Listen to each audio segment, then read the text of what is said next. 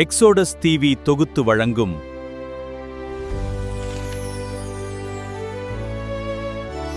அருளுரை துளிகள். அன்பான சகோதர சகோதரிகளே, இயேசு கிறிஸ்துவின் இனிய நாமத்தில் எக்ஸோடஸ் டிவியின் அருளுரை துளிகள் நிகழ்ச்சிக்கு உங்களை அன்புடன் வரவேற்கிறோம்.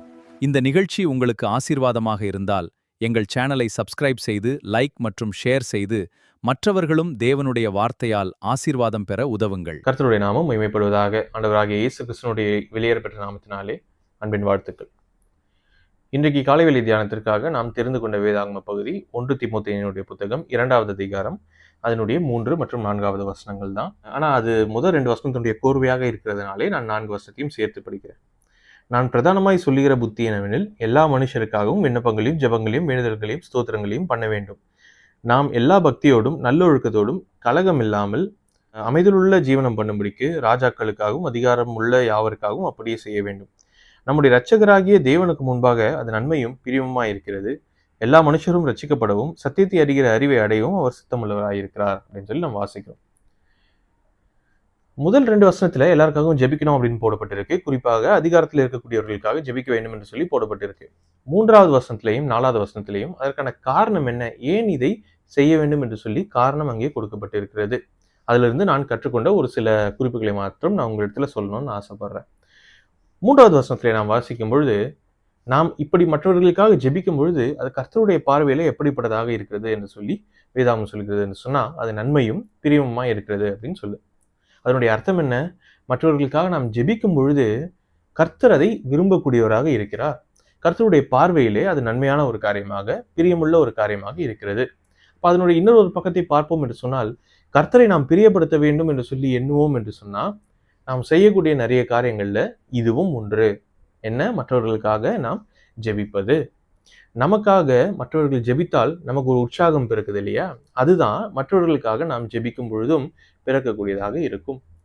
அதே போல நாம் இன்றைக்கு நன்றாக சுகமாக இருக்கிறோம், எந்த ஒரு பிரச்சனையும் இல்லாம ஒரு இடத்துல இருக்கிறோம் அப்படின்னா, நிறைய பேர் நமக்காக பின்னாடி ஜெபித்து கொண்டு இருக்கிறதுனால தான். அப்போ நம்முடைய ஜெபம் மாத்திரம் நம்மை தாங்கக்கூடியதாக இல்லை, மற்றவர்கள் நமக்காக ஜெபிக்கும் பொழுதும் அந்த ஜெபங்களையும் கர்த்தர் கேட்கக்கூடியவராக இருக்கிறார். அந்த ஜெபங்களும் நம்மை தாங்கக்கூடியதாக இருக்கிறது. இதே காரியத்தை நாமும் மற்றவர்களுக்கு செய்ய வேண்டியது அவசியமாக இருக்கிறது. அது அவர்களுக்கு உற்சாகமூட்டும், அவர்களை பாதுகாத்துக் கொள்ளுகிறதற்கான எல்லா வழிகளையும் நம்முடைய ஜெபம் செய்யும் என்பதை நாம மறந்துவிட வேண்டாம். இரண்டாவதாக நாம் இதிலிருந்து கற்றுக்கொள்ளக்கூடிய காரியம் என்னவென்று சொன்னா, கர்த்தருடைய நோக்கம். ஏன் மற்றவர்களுக்காக ஜெபிக்கணும் அப்படின்னா, இங்க சொல்றாரு, எல்லா மனுஷரும் ரட்சிக்கப்பட வேண்டியது கர்த்தருடைய சித்தமாக இருக்கிறது அப்படின்னு சொல்லி இங்கே வாசிக்கிறோம். அப்போ நாம் மற்றவர்களுக்காக சாதாரணமாக ஜெபிக்கிறது ஒரு பக்கம் இருக்க, அவருடைய ரட்சிப்புக்காகவும் சேர்த்து ஜெபிக்க வேண்டியது அவசியமாக இருக்கிறது. அவர்கள் உண்மையுள்ள தேவனை கண்டு கொள்ள வேண்டும் என்பதற்காகவும், அவர்கள் ரட்சிக்கப்பட்டு கிறிஸ்துவை ஏற்றுக்கொள்ள வேண்டும் என்பதற்காக நாம் அவர்களுக்காக ஜெபிக்க வேண்டியது அவசியமாக இருக்கிறது. இதுல இருந்து நான் ஒரு சில குறிப்புகளை கொஞ்சம் ஸ்பிளிட் பண்ணி பேசுறேன். முதலாவதாக, மனிதர்கள் ரட்சிக்கப்பட வேண்டும் என்று சொல்லி விரும்புகிறவர் யார் என்று சொன்னால் கர்த்தராக இருக்கிறார். சரிங்களா? அப்போ ஒரு மனிதனை நாம் பார்க்கும் பொழுது அந்த மனிதன் பரலோகத்திற்கு வர வேண்டுமா வேண்டாமா என்கிறதை விரும்புகிறவர் யாராக இருக்கிறார் என்று சொன்னா கர்த்தராக இருக்கிறார்.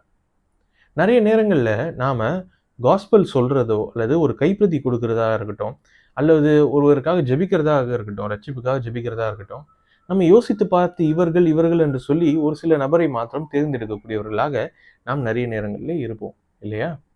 இவர்களுக்கு காஸ்பல் சென்றடைஞ்சா போதும், அவங்களாம் கேட்க மாட்டாங்க, அவங்க கிட்டலாம் நம்ம கொடுத்தா வாங்கி படிக்க மாட்டாங்கன்னு சொல்லி நிறைய நேரங்களில் நாமளே நிறைய பேரை இக்னோர் பண்ணிடுறோம் இல்லையா? ஆனால் இங்கே நம்ம வாசிக்கிறோம், எல்லா மனுஷர்களும் ரட்சிக்கப்பட வேண்டும் என்பது கர்த்தருடைய சித்தமாக இருக்கிறது. சரியா? அப்போ கர்த்தருடைய சித்தம் அதுவாக இருக்கிற பட்சத்திலே நாம் ஒருவருக்கு சுவிசேஷம் சென்றடைகிறதற்கு தடையாக இருக்கிறோம் என்று சொன்னால், கர்த்தருடைய சித்தத்திற்கு தடை போட நினைக்கிறோம் என்று சொல்லி அதனுடைய அர்த்தமாக இருக்கும்.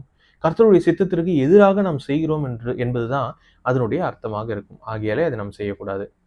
இரண்டாவதாக, நான் சொன்னது போல, there should not be any limitations.